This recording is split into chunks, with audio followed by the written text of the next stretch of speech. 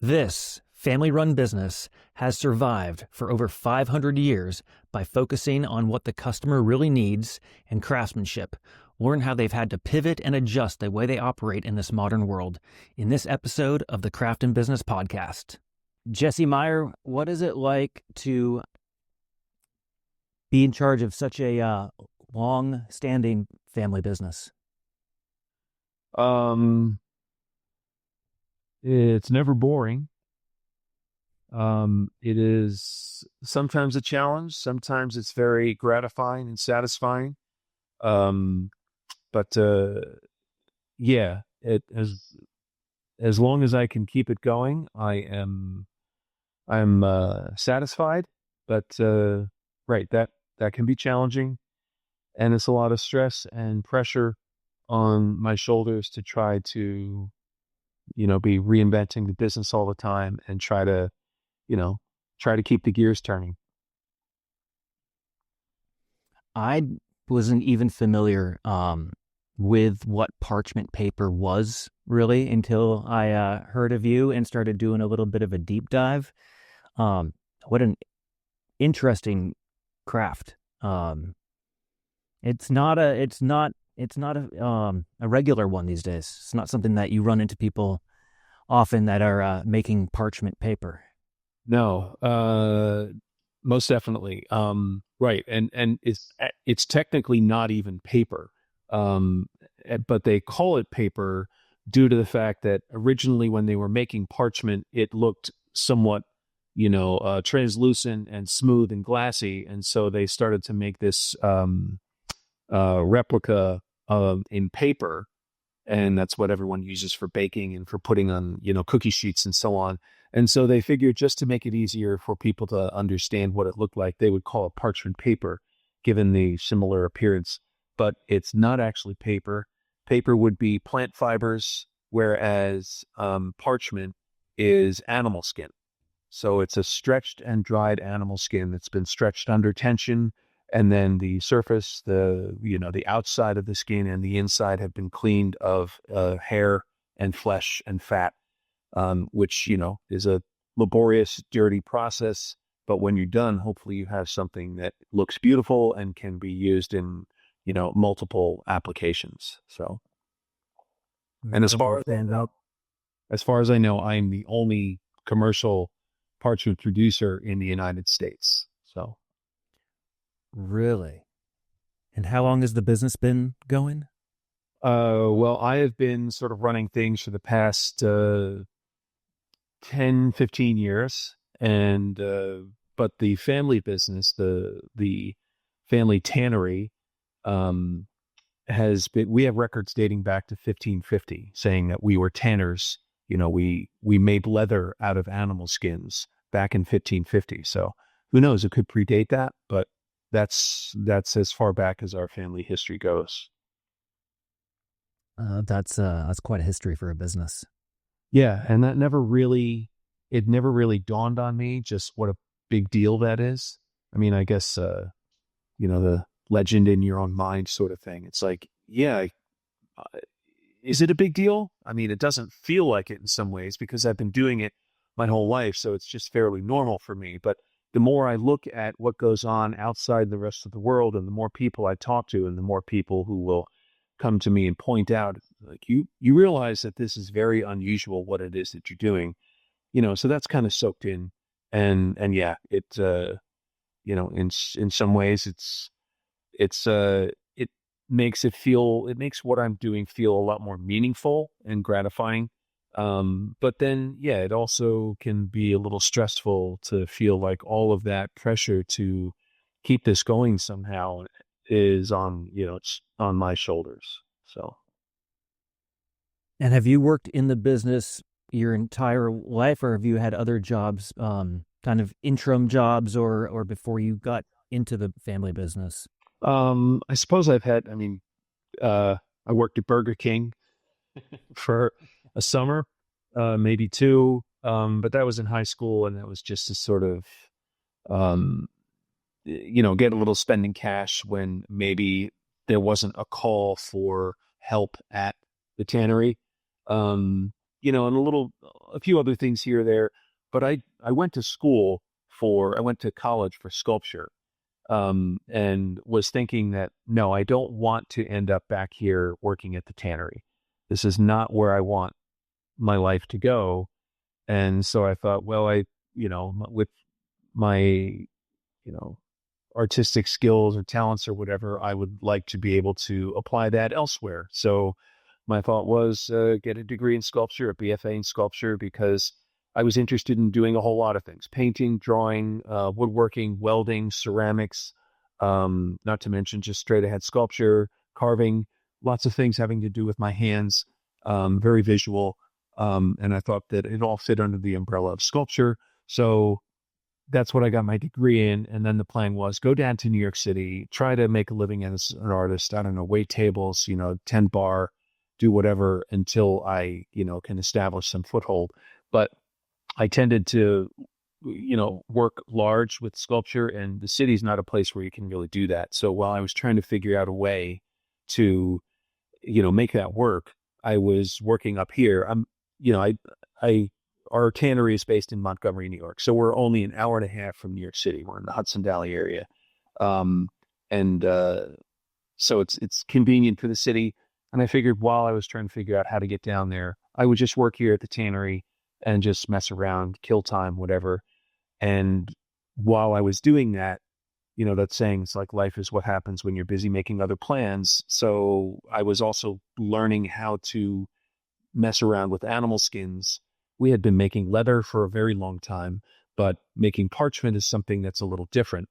And I started producing it because I had seen a lot of artists, or I'd come across a few artists, I should say, who were using it as an art material, which it had never really occurred to me. Up to that point, it was a very, it was just a raw material to use in shoes and, other, for padding for things. It was not really an artistic material.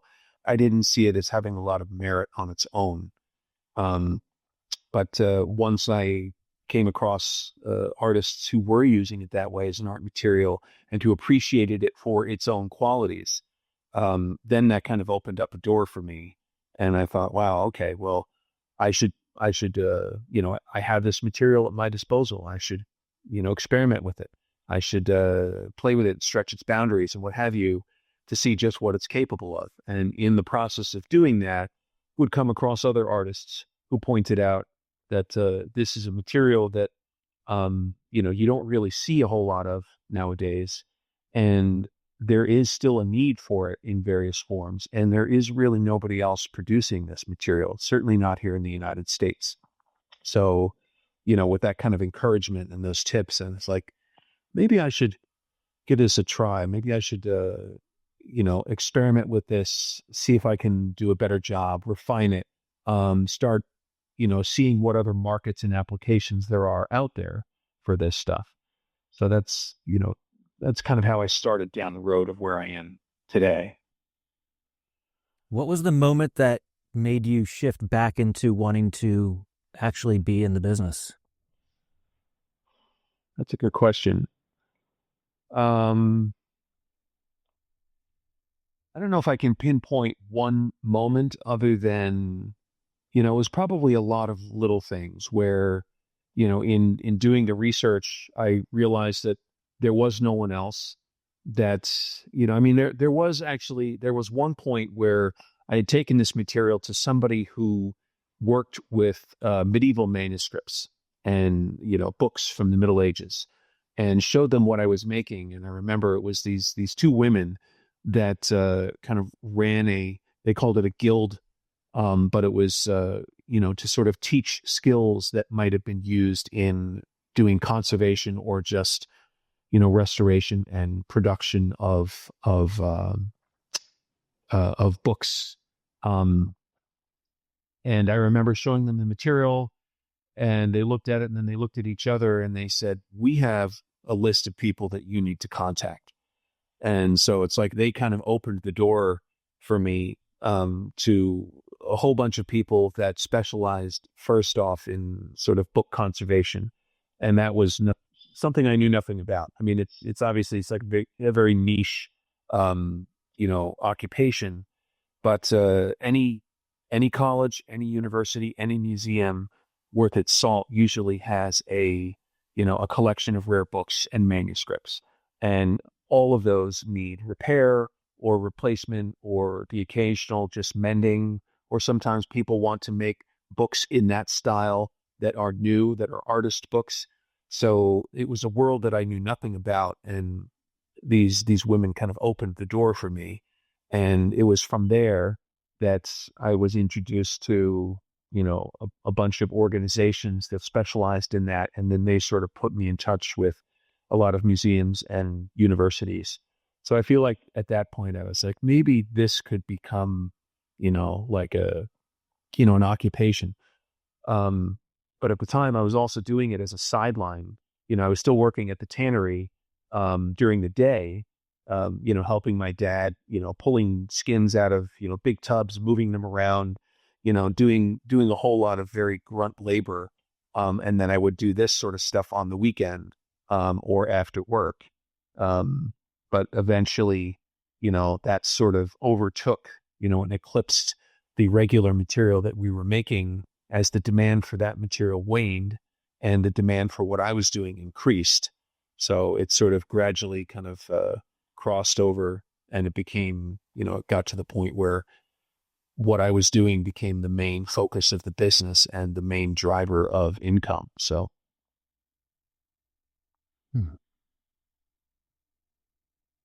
Wow. Okay. So you really made a big shift in the business with your impact. Yeah. Yeah, I mean, that's the only way that we have survived, that the family business has survived as long as it has, is by filling niches. And given our size, we're very small. Certainly nowadays, in modern times, we're very small as far as a tannery goes.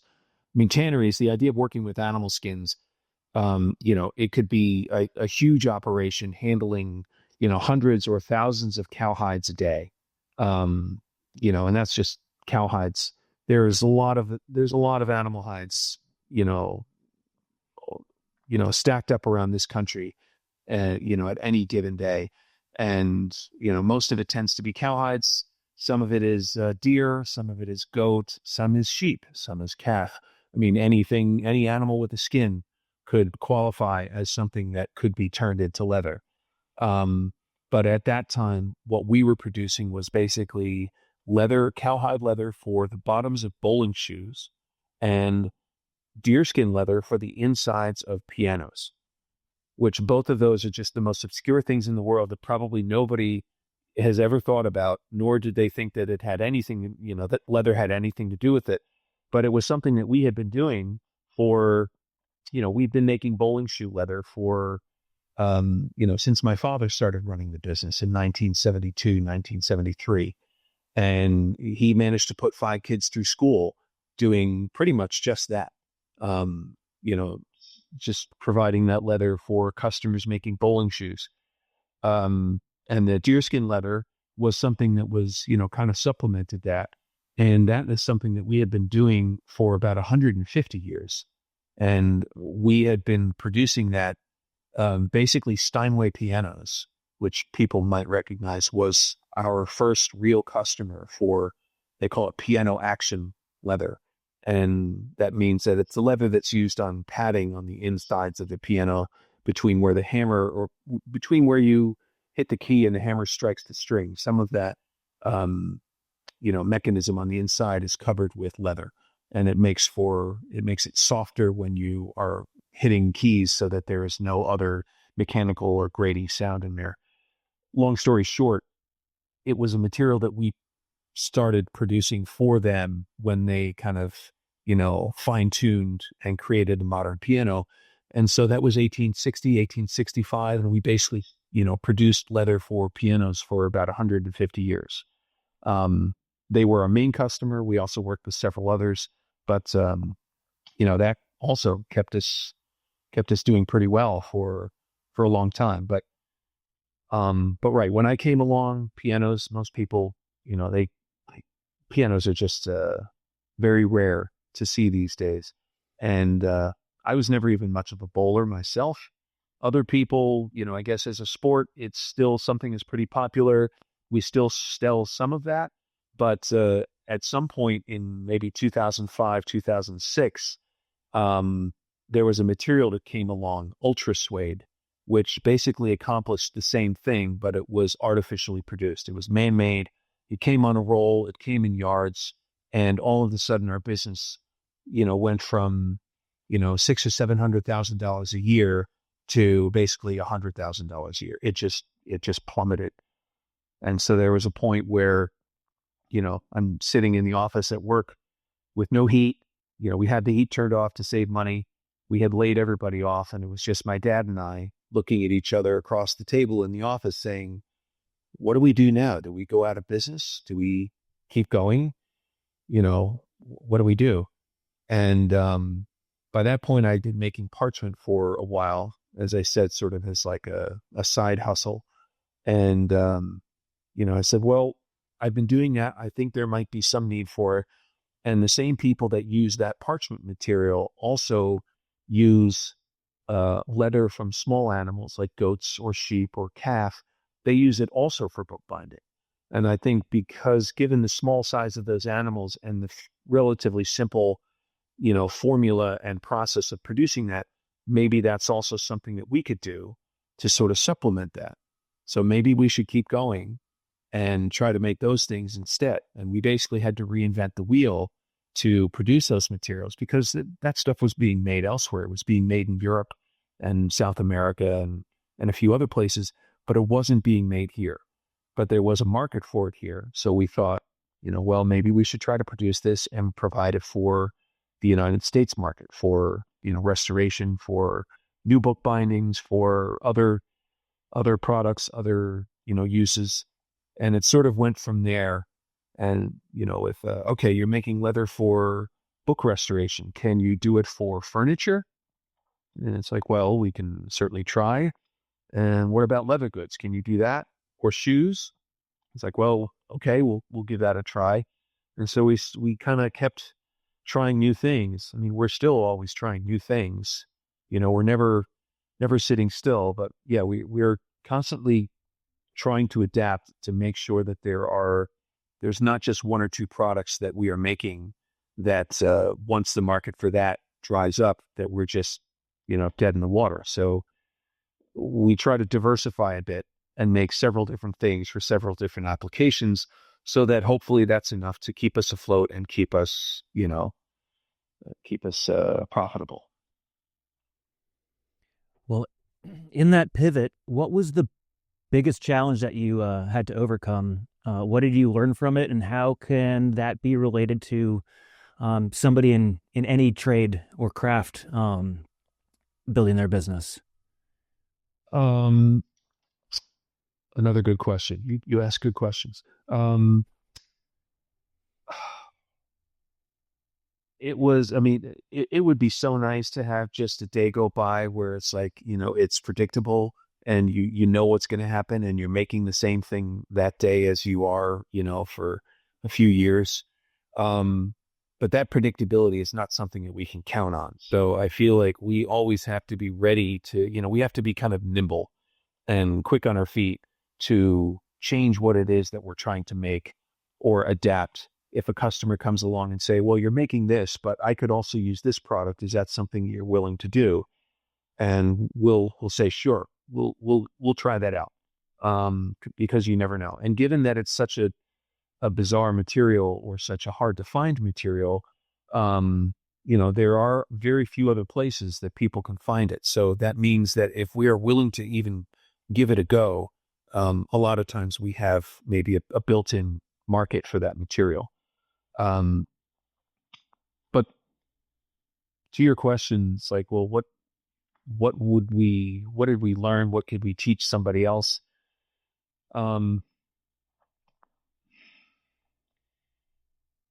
We had to be chief cook and bottle washer all at once. We had to do a little bit of everything.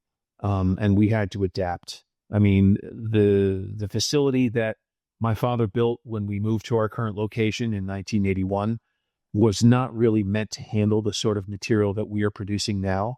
But but we had to make do with that. Um, we don't really make that material anymore, the stuff that we started, and we're pretty much doing all brand new stuff.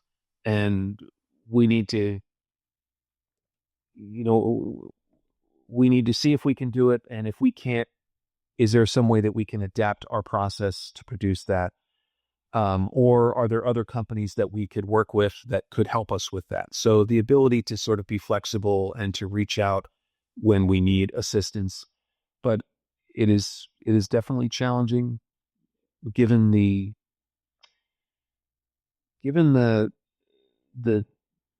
just the specialized nature of what it is that we're producing, and given the state of manufacturing here in the United States.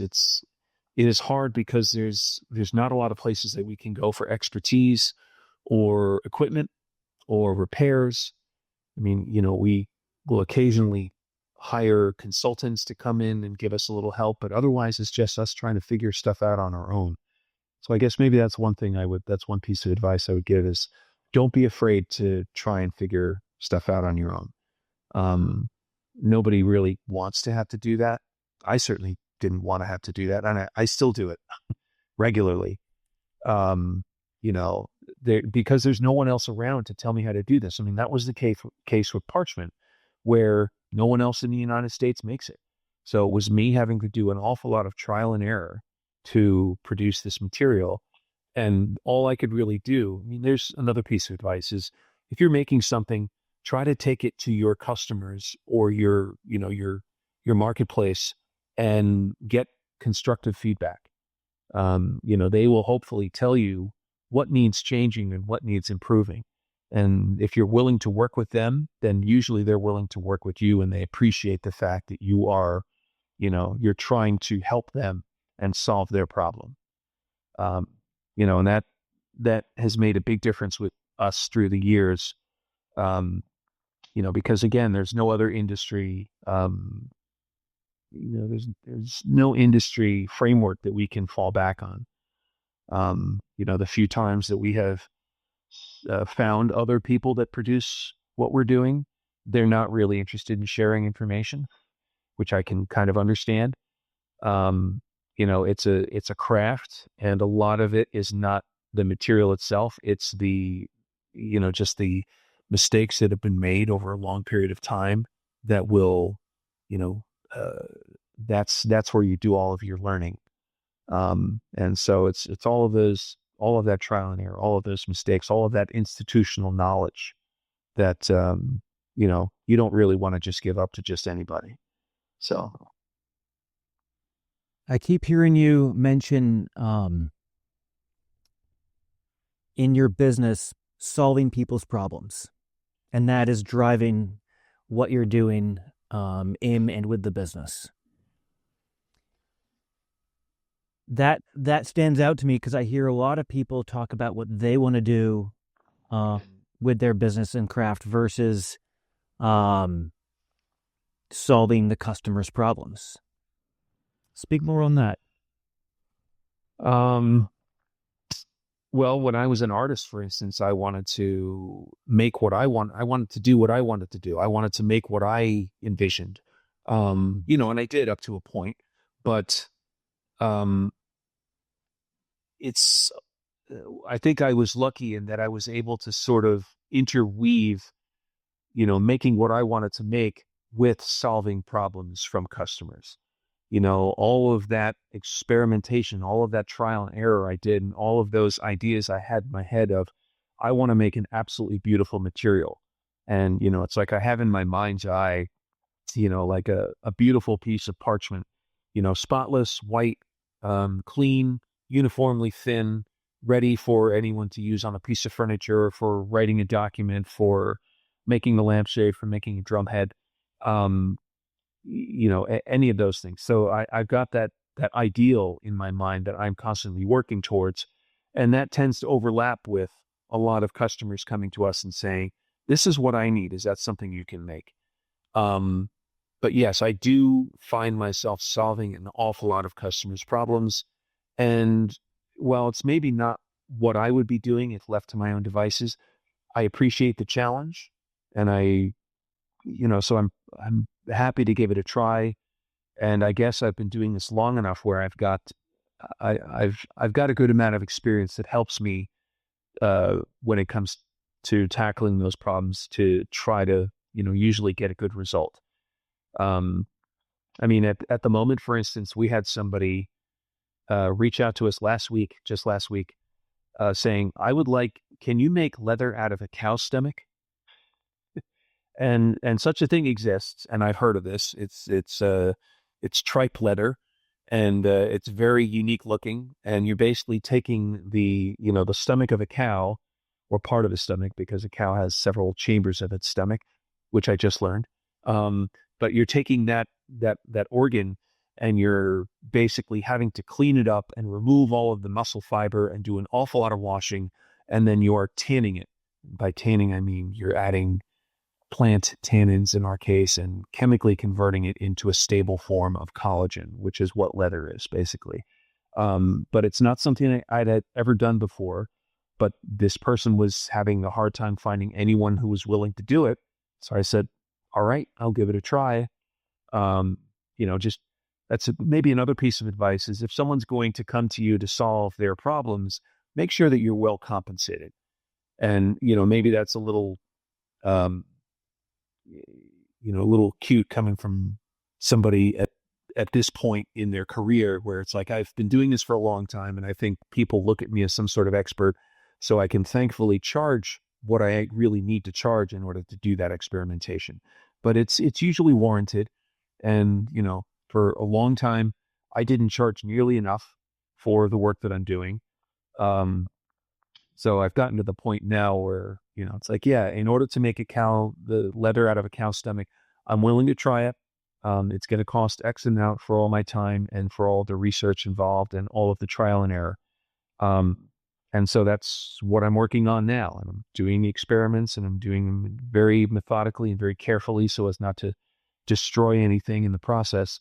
But yeah, I learn as I go, and I certainly appreciate the ability to learn. And if it works out, hopefully it might lead to, another product or application that we can add to our stable of offerings. Yeah. Um, So that's a weird one. I know that's a weird one. We do a lot more sort of, conventional materials. I mean, we also just did a project where we were making pigskin leather for a 1930s era French race car, and cool. yeah, and that was pretty cool. And for those guys, they were like, we have not been able to find anyone who's willing or able to make that using the original traditional authentic process that they used in the 1930s. And I said, well, that's what we do.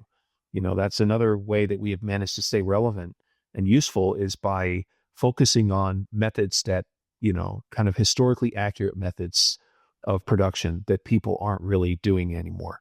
So they came to us, we said, yes, we can do it.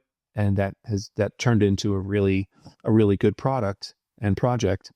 And, if that works out, then, who knows, maybe there will be more of that in the offing also. I want to go back and talk about something that you touched upon earlier. A lot of people struggle with pricing, how to charge properly, adequately, and fairly. And I feel as if there's this kind of reoccurring belief that we can't charge what we're worth in the trades or as a craftsperson. Yeah, I could totally relate to that. And to be completely honest, the only reason that I'm able to do that is because I have someone who works for me, who is not related to me, who is not emotionally invested in what it is that I'm doing, and doesn't feel emotionally connected to whether a client approves a project or not. And he is willing to give them a price, looking at a spreadsheet and saying, well, this is how long it's going to take to do this. These are the chemicals that are going to be involved. This is the labor that's going to be involved. And he'll give a customer a price. And more often than not, I look at it and I'm like, geez, are you sure? Are you sure about that? So I'm lucky that I have somebody who's willing to look at the numbers with sort of a cold, critical eye. And there are times where, it's a product that, or a project that we've never handled before. So we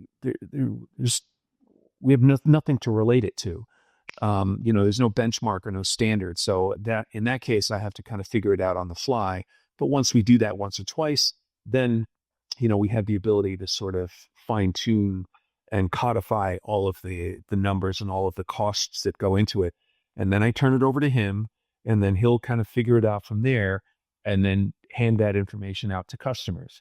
And and I remember, because I used to do all that stuff myself. I used to try to price things myself, and I would hem and haw. And if somebody put up the slightest stink about it, I'd be, okay, all right, I'm sorry. Yeah, we'll take off. We'll cut it by 20% or whatever. And yeah, I know so many people. Everyone that I've spoken to who does this says the same thing. I mean, as you're pointing out, it's like, it's really difficult to put a price on something that you make, that you are proud of, that you put your blood, sweat, and tears into. And I can totally understand. And I'm just very lucky that I have somebody who just is not, emotionally invested in what it is that I'm doing, an estimator, basically, who can look at it and say, this is what it's going to cost. Don't try and do it for less. It's not going to work. You're not going to like the result. It's not going to be worth your time. So besides hiring an estimator or outsourcing your pricing or estimating, what did you learn through the process of improving your prices that you could hand to somebody that is struggling with that? what did I learn? Well, keeping good track of numbers and costs involved. And that took a long time. I'm not somebody who's very good at writing down. I'm not very methodical. I'm more often like a mad scientist. I'll just like, throw stuff together, throw it against the wall and see what sticks. But I've had to kind of train myself to do a much better job of keeping track of the actual costs. And then, yeah, putting it into some sort of a spreadsheet to sort of refine that and actually figure out what is involved is really necessary. I mean, whether it's a spreadsheet or whether you're figuring it out on the back of the napkin, you have to have some way to be able to, just calculate what it really costs you to make. And, I'd been making stuff long before I was trying to figure out how to calculate the costs. So that was a huge pain in the neck, was to basically have to go back and, backfill all of that information about, well, when I make parchment, this is what I would do. I would get a skein, I would, throw it in a tanning drum, and I would add a lot of water and chemicals. And, by the time I was done and put in all this work, I'd have a really beautiful piece of material. But then you have to go back and say, well, how long did it actually take you to do that? What were the chemical costs involved? How much was the hide cost? How much was the transportation cost? Was it just you that worked on it? Or was it, one of your employees that worked on it at a different labor rate? What was the overhead? And that's, that sort of ventures into accounting. And that's still something that I'm not, I don't fully have a grasp of. I mean, I'm constantly learning and, trying to run this business. It's hugely helpful to have really good staff that is good at what I'm doing. And mind you, I have a small staff. It's me and 4 other people currently. So we're a small tight ship, but it makes a big difference to have people be able to know that stuff, because at one point or another, I've had to do all of that. I've had to fix machines. I've had to throw hides around. I've had to run a forklift. I've had to repair that forklift. I've had to call someone in to bring a truck over and drop a bunch of hides off. I've had to go pick them up myself. I've had to do all of the trial and error and all of the experimentation and, chemical formulas, and not to mention the sales and the retail and the trying to make a website and trying to run social media and trying to actually do the accounting, like you said at the beginning there. All of that are necessary steps. And I realized that, there's some things that I'm good at and there's some things that I'm not. And if I'm lucky enough to have somebody who is better at that than I am, to be able to turn that over to them and be comfortable with letting them handle it. Um, and I realize not everyone is that lucky to have somebody who they can rely on to do that and to do it well. But if you do have somebody that is, who can do that, who you can trust, that's immensely helpful. Has all your help always been in-house employees, or do you have part-time contractors, sort of people that help out as well? Yeah, we have a few part-time contractors. I mean, we would have part-time help that would come in every now and then when things were busy, but that extra cost, it's like, well, we could bring someone on now and try and get it done faster, or we could just get the customer to be patient and we could do it with our in-house staff and it will just take a little bit longer. But if you want it done right, you'll have to wait, you know. Just, plus it also helps because then you can see a little further out and say, okay, well, I have this much work scheduled this far out. But when you're not hiring part-time staff, there are also other people who, I mean, in our case, people who will, there's what's called leather splitting, which means that you take a hide, you tan it, and the hide is varying thicknesses all the way across that hide. Some parts are denser than others, some parts are softer and stretchier than others. You need to be able to get a nice uniform piece of leather out of that when you're done. So we send it to somebody who does only leather splitting. So there's a contractor that we work with, sort of a, complementary industry with us. There's also leather finishers, people who will tan a leather. And I often tell people, it's like, yeah, we'll tan a cowhide or a goat skin or something. But in the end, once that leather is tanned, it's still pretty much a blank canvas. So from that point, you need to, it's like you could take that brown piece of, goat leather, and then you can emboss an anaconda print on it if you want and dress it up with gold foil and, do a turquoise hand finish to make it look like just about anything else. That's not something we can do in-house either. So anything, any of that painting or any of that sort of extra work of finishing that hide and making it look, top notch, that is also something that we sub out to other people. And we're happy to do that. We have a few people that we work with who have been in the business for just as long as we have, and we appreciate and recognize their skill, and we are happy to work with each other and help each other out.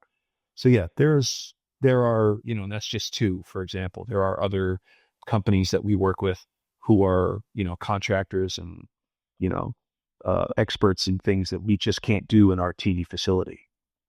How about on the business side, such as marketing, advertising, accounting, bookkeeping, things of that nature? Well, we had, I mean, right. So there's accounting, there's bookkeeping, there's maybe social media, and then marketing, and then sales.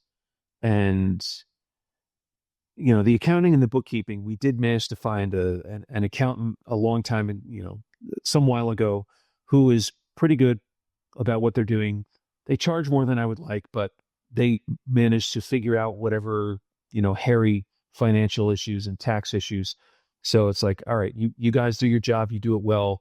So we're happy to work with you. So we outsource that. We have a bookkeeper who we work with regularly, but it's like, they'll ask for some files from our QuickBooks, program, once or twice a month, and then they'll get back to us with a report at the end of the month, and then come end of year, we'll send all that to our accountant. So it's great to be able to, outsource that to experts. And again, they know much better than we do what they're doing. I've tried to do some of my own accounting, and I've also been audited because of it. So, yeah, that was fun. When I was just kind of doing this as a side hustle, I would throw stuff in the back of my car and go to trade shows all over the country.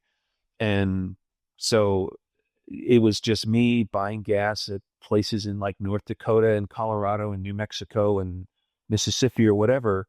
And I think that at some point, I don't know, I must have triggered some red flag with the IRS, and they're like, we need to see receipts for everything that you've been doing. And it's like, literally, it's just me in a car, driving around the country trying to sell this at, various venues.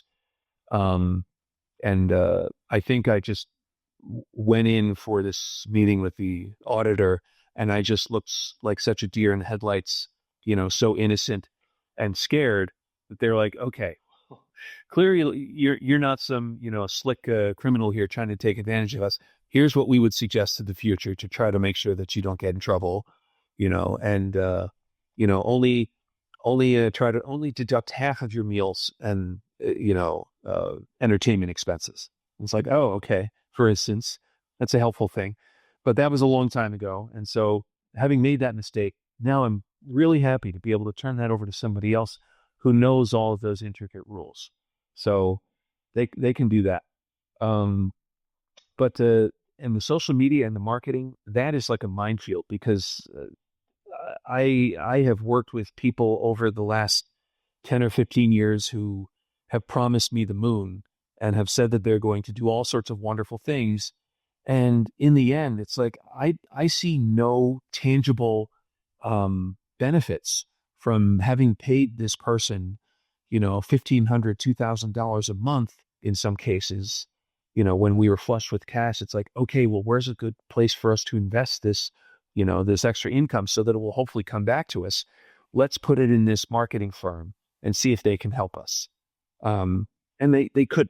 All they did was they tried to sort of, game an algorithm or something, and, and they promised a certain amount of Instagram posts or social media posts.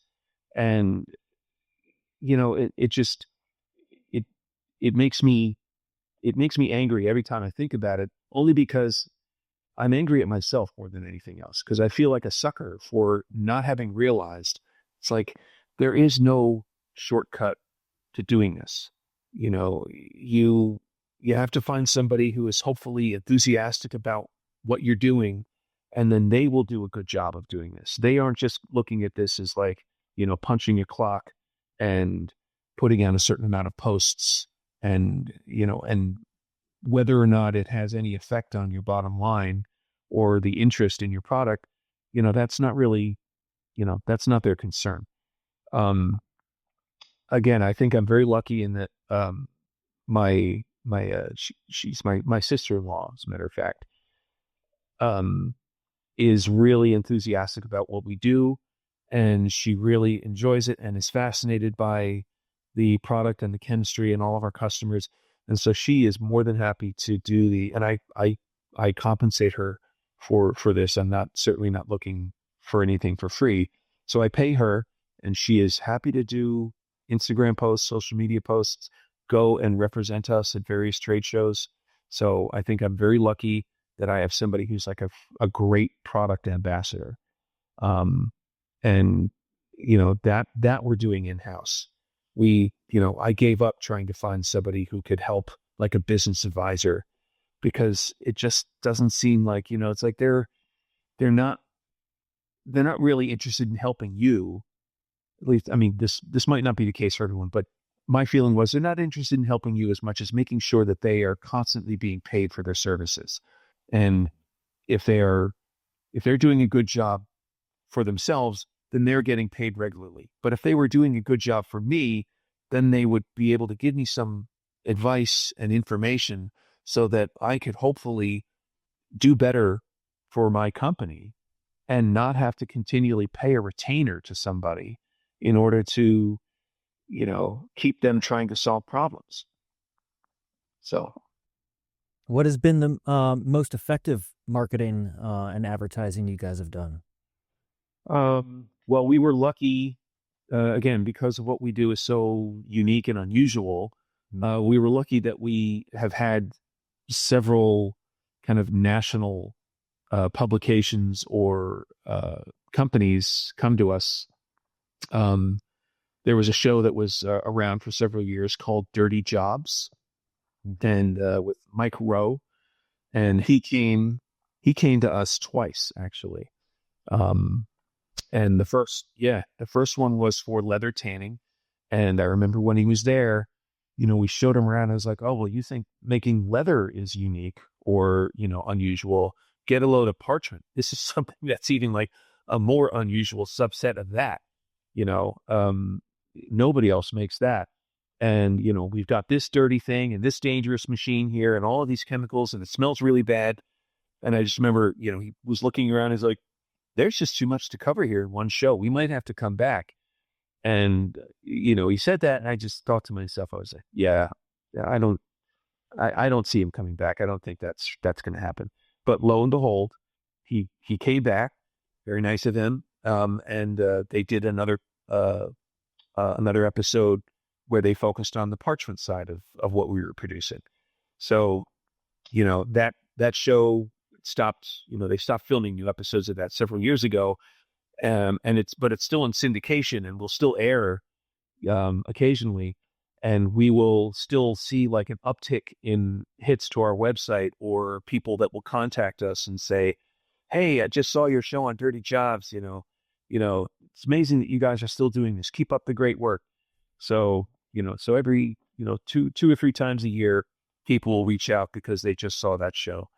But that's one example. And we've got a few other, again, publications or TV shows or production companies that are shooting videos or documentaries about what we're doing.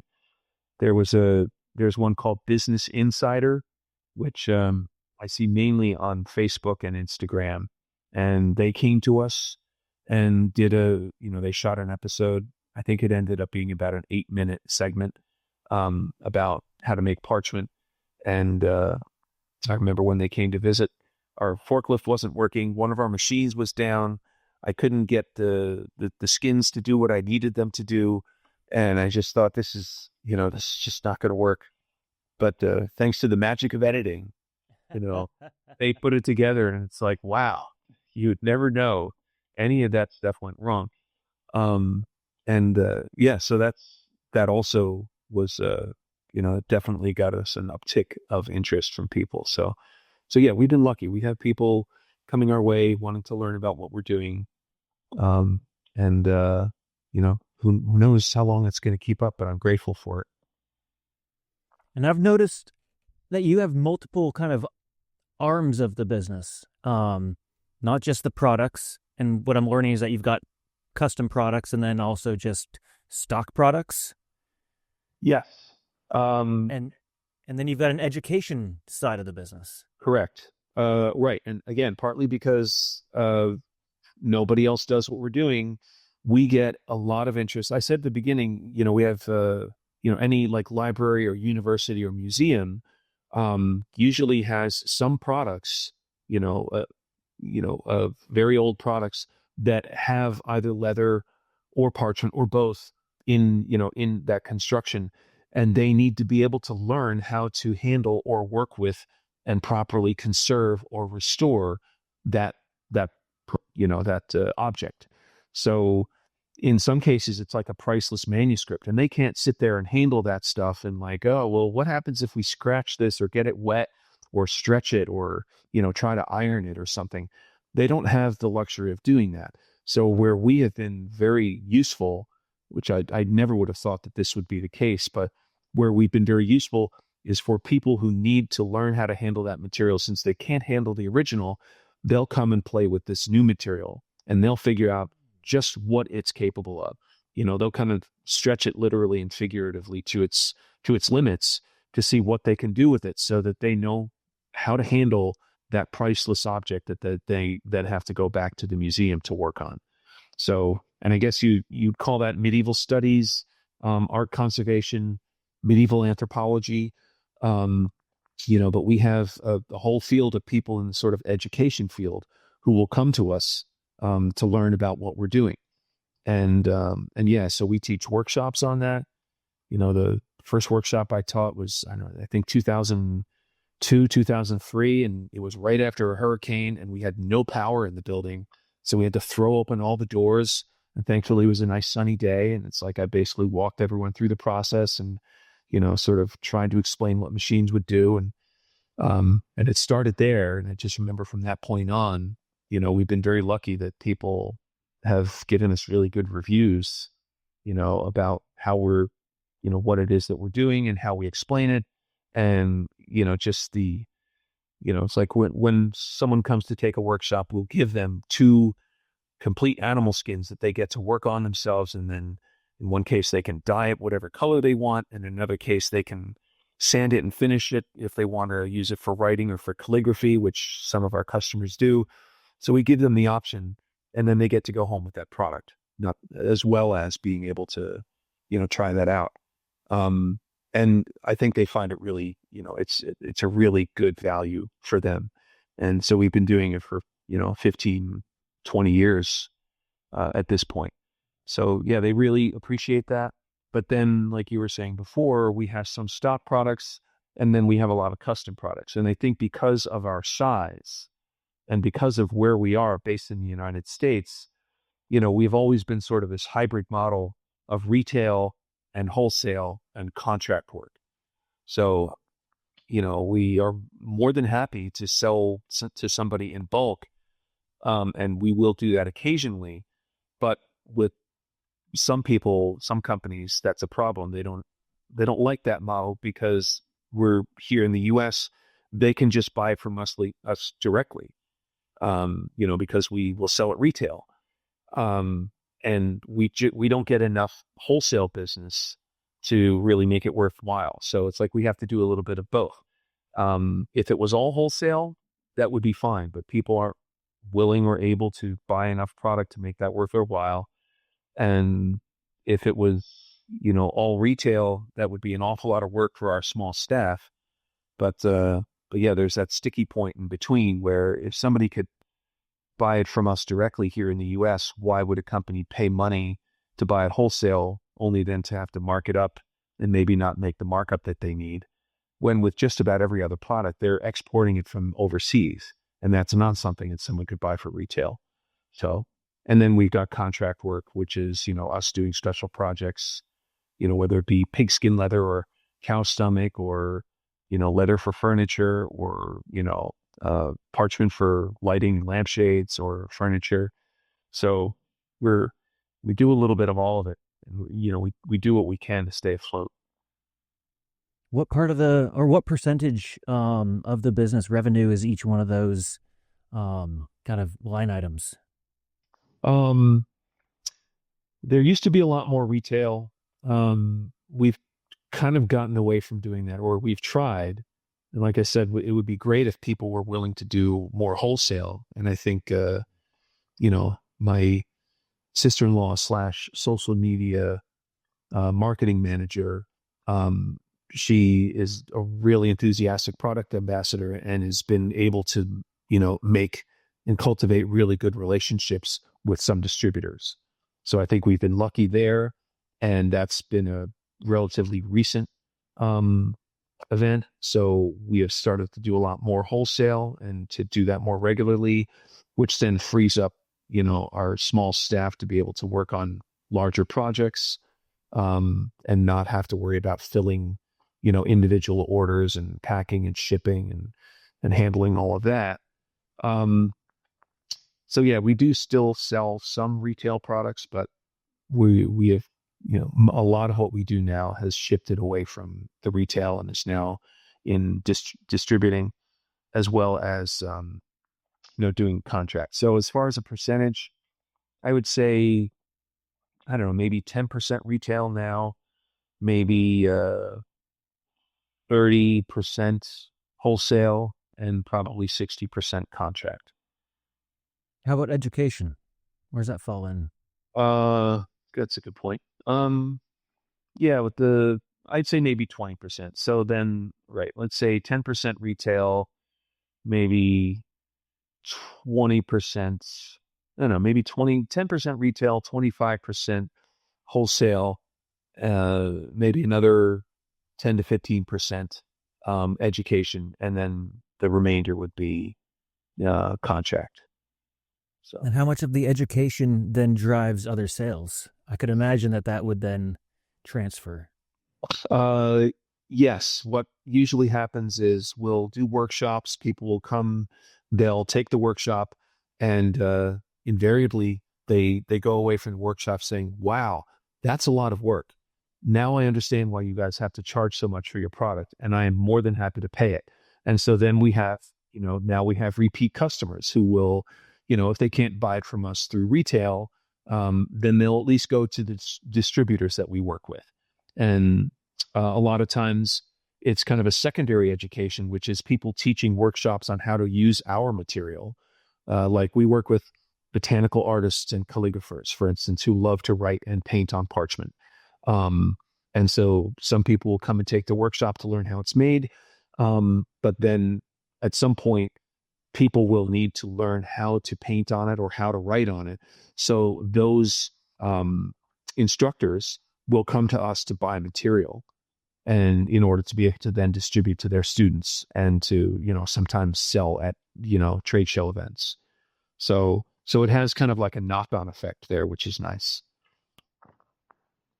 Do you have any sort of follow-up process for people that have gone through the educational materials or classes and courses that you kind of touch base with them every few months, and that could then lead to more sales in that manner?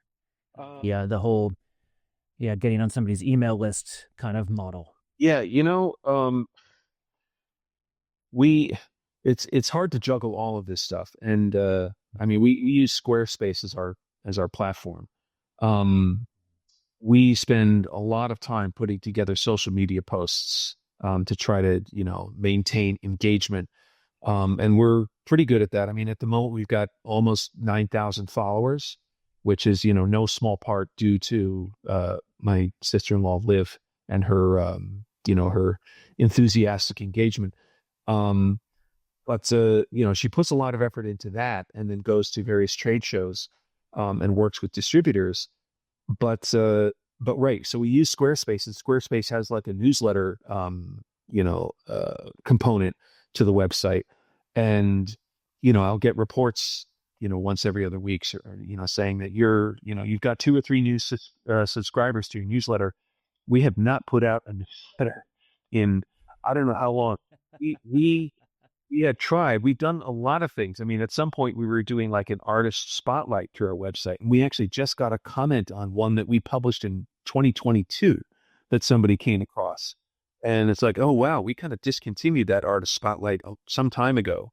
And here's somebody coming across it now and engaging with it.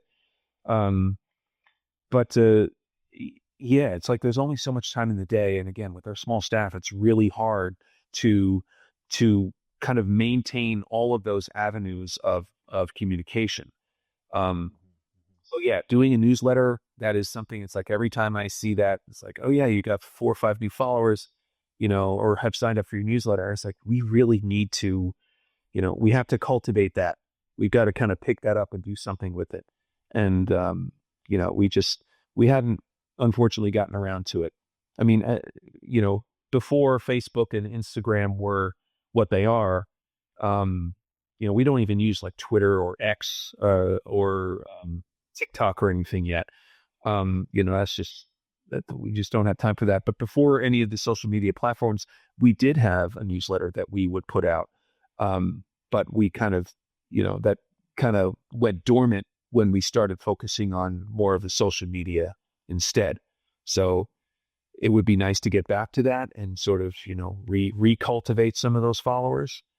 Some of the institutions that we work with, because, like I said, we work with schools or museums or, libraries. Some of those institutions will actually send new students to us, every other year. If it's like a, program, like a degree program that they're doing, said, okay, well, it's time for our students to learn about parchment. So we're going to schedule, 10 or 15 of these guys to come take a workshop with you. So, which is nice to have them come back to us for, that sort of repeat exposure.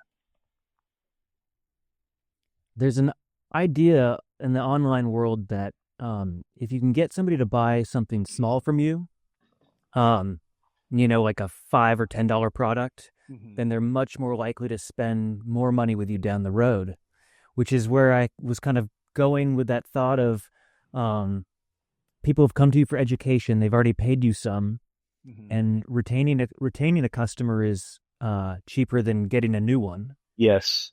Um, and I could just see them in a different pipeline than the people that are interested in just the newsletter kind of information that are coming through. But these people they're really looking to do something with their knowledge um, and just the occasional, hey, did you know about this? And also, we have this product that can help you with it.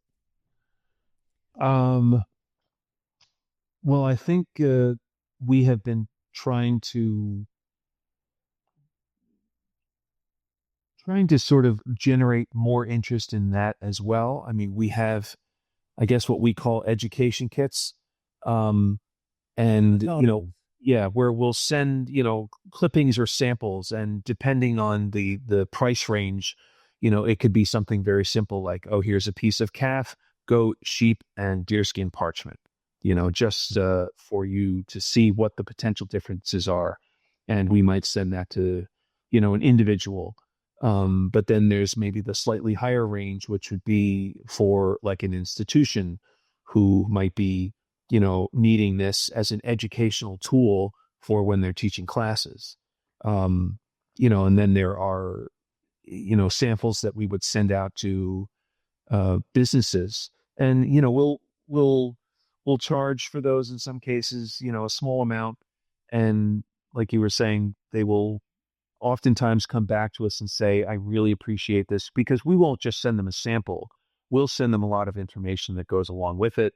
Um, and also it's like, if they're willing to spend that money, then if they have questions, usually they'll give us a call, and because of what they've invested already, we're more than happy to help explain things, or to provide more guidance in the future.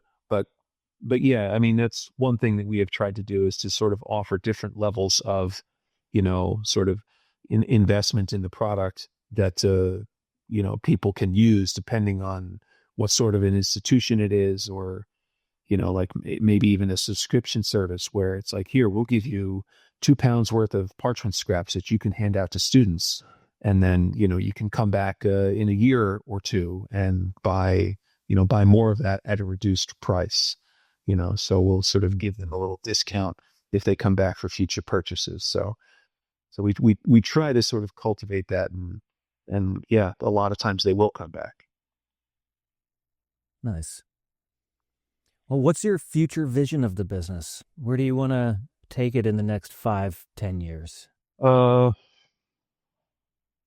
Again, another good question. Um, that's hard to know. I'm 52. Um, I think the median age of our staff right now is probably about 45. Um, we have given what we're doing. I mean, it's a dirty job. It's labor intensive. It smells bad. It can be cold in the winter, hot in the summer. Um, it's I mean, I given given those characteristics, it's not a job that a lot of people want. I mean, people say they want to do something meaningful and, tangible with their hands. And we a lot of times have people who will come to us and, they took a workshop and said, wow, this is great. Can I come intern with you? And it's like, sure, you know, come on. We would be happy to teach someone how to do this, and maybe they'll stick around. To date, no one has really stuck around. Um, Hmm. and I think that's our biggest challenge, is trying to get new blood into what we're doing. And I mean, as as we talked about earlier, it's a family business. My brother worked with me, all of my brothers, me and my four brothers, we all worked there at one point or another with my dad. The rest of them were smart enough to move on. Um, the most recent brother, though, when business got really bad, like 3 years ago, he kind of took the opportunity and changed careers. And I don't blame him one iota for doing that. I feel bad that business was at the point where that became a necessity. Um, but that's just an example of, the challenge that we face trying to keep business, um, you know, profitable, and trying to make sure that we can pay people well enough to want to stick around and do this job. And then to also try to get, you know, people to come in who are younger, who want to stick with it. I worked with my father, but my father had me when he was 25. So I worked alongside him for probably, 20 years. Um, my son currently is 15 and I'm 52. So, for him to want to, and my daughter who's 11, she's 4 years younger. I I don't know if I see them wanting to come in and do this. So yeah, what does the future look like 5 years from now? I hope that we're still in business. It would be a tragedy if we weren't, but it requires trying to find people to come in and sort of pick up that mantle and provide, the strong backs and the new vitality that we need to keep this going, because our workforce now is going to age out, and there's not really anything we can do about it. So we have to find people to come in and, and invest in and learn and apprentice and, work alongside me and the current staff, so that hopefully they will be there when there's that inevitable changeover. So it's hard. What? Yeah. Yeah. The ones that do stick around, that have stuck around for a while, why do they stick around? Because I realize that I can't pay like the absolute best. Again, it's a dirty job. I try to pay them, I acknowledge that and try to pay them enough to make it worth their while. I think I do a pretty decent job of that, but I also try to allow them some flexibility, which I guess a lot of other jobs might not be able to do. So it's like what I can't offer in actual wages, I'm trying to make up in terms of flexibility and a good working environment. I mean, it's a pretty, flat, management structure. It's me and four other people, and I work alongside them. So it's not like, it's an impersonal place to work. Right. I think I give them the flexibility. I give them, paid holidays. I do have like an IRA set up for one of the employees because that's what he was looking for. I'm willing to do whatever I can to try to keep them working there. And, business is doing okay at the moment, and I hope that it continues that way and that we can absorb more business and pump out more product and hopefully, take home a bit more profit. And with that extra profit, I'm more than happy to dump that back into the business and invest it in the staff and try to make sure that I can give them, raises when necessary, bonuses at holidays. I mean, and anything I can to try to make them happy, because I think in the end, that is the most valuable thing that I have is the staff. Trying to get somebody to do this job, trying to find someone who is disciplined and reliable, it's just they're worth their weight in gold. Yeah. That's not easy. No. I mean, yeah, like doing woodworking or construction or something might be a bit more approachable. And there you have a product when you're done. In some cases, it's like, wow, I made this beautiful piece of furniture. This is something I can stand back and be proud of. In our business, all you have when you're done is a piece of leather or a piece of parchment. It's like, well, what do you do with that? It's not really a finished product that somebody can, be proud of. It's still, there's still more stuff that needs to be done to it. So it makes it a little bit harder to have people feel invested in what it is that we're doing. And so if they are willing to come and do this and stick around and feel invested in it, then yeah, that is great. I need more of that. Yeah. Well, if somebody is struggling with a downturn in their business, or struggling to grow to a point that they want to, or maybe they're just getting going, what is the number one most important piece of advice you would give them? Um, well, I've been there more than a few times. Um, yeah, and in a small business like mine, niche business, it's hard to see too far out. So there's always that stress of like, well, what's business going to be like in a few months from now? Um, trying to have a little bit of money in savings is a huge help to sort of, you know, uh, help cushion against that shock of all of a sudden having business dry up. Trying to have a long pipeline of trying to cultivate products or projects and customers so that, they will hopefully, enough of them will come to you at regular intervals to sort of keep business steady. Um, but yeah, when there's a downturn, I mean, the most recent downturn, like I said, it nearly killed us. My brother left, my right hand man left, for another job. Um, that was really hard. In times past, I mean, I remember my dad telling me that when he took over from his grandfather, my grandfather said, "Okay, you're in charge of the business now, and the first thing you have to go do is lay everybody off because business is really slow." And it was Thanksgiving, and so he had to basically go and tell, all of the staff that, sorry, we're gonna have to furlough you for a little while. And I've had to cut back on hours for some of my employees. Um, and right, that has been very hard. I think they realize that I wouldn't do that unless absolutely necessary. So they have been, for the most part, understanding. Um, but yeah, like what advice would I give to somebody who was going through a business downturn? Um, just be prepared for it because it will happen. Don't assume that it's going to be like, halcyon days for, you know, um, from here on out. That's not likely going to happen. Um, and if you're a small business person, one or two customers canceling an order can make a huge difference in your bottom line. So you have to be careful there. Um, but yeah, on the flip side of that, just also if business gets really slow, you know, it could very well pick up again. So, you know, don't put too much investment in things slowing down and also, be a little more receptive to the idea that things could pick up again, hopefully in not too long a time. So it's not the best advice to give, I suppose. Um, I think that's really good advice.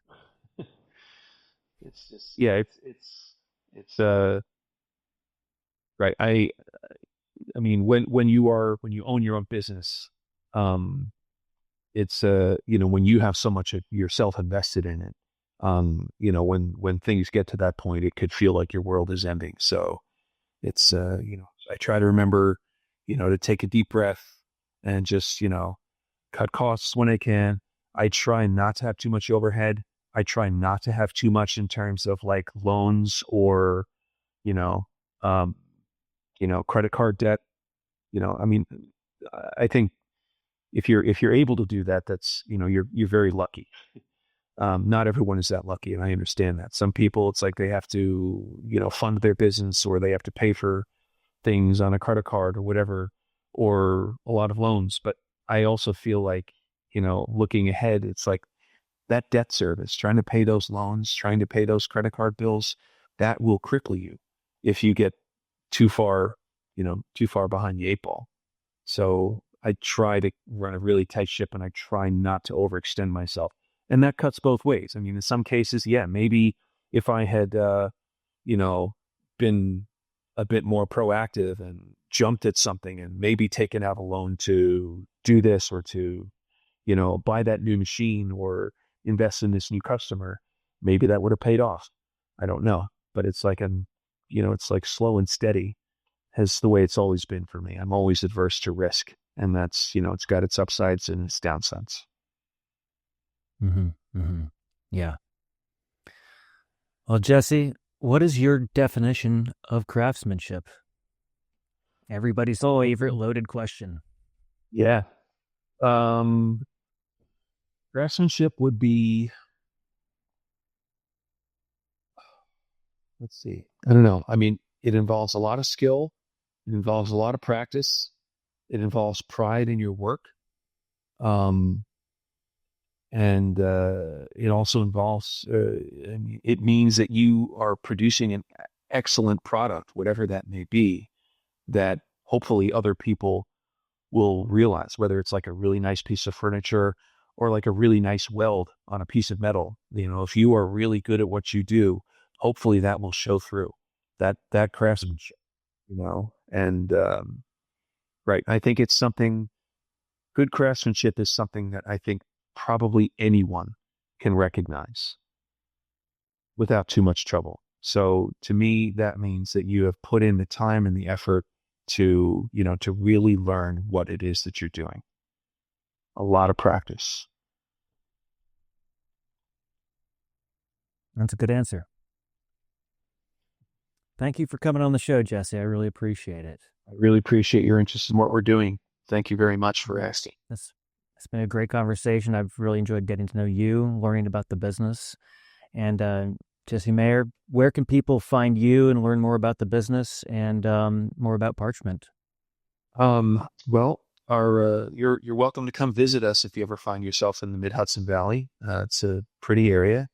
11 Factory Street, Montgomery, New York. But you can also find us online, www.pergamena.net, and that's PERGAMENA.net. And then we also are on Instagram mainly, Pergamena_NY. So, yeah, come find us or just look up Pergamena online. There's very few people that make parchment in the United States. So if you put parchment and, you know, United States in there, we're usually at the top of the list. Thank you so much for watching. If you like this episode, you're definitely going to like this one. Also, like and subscribe if you haven't, and I will see you in the next episode.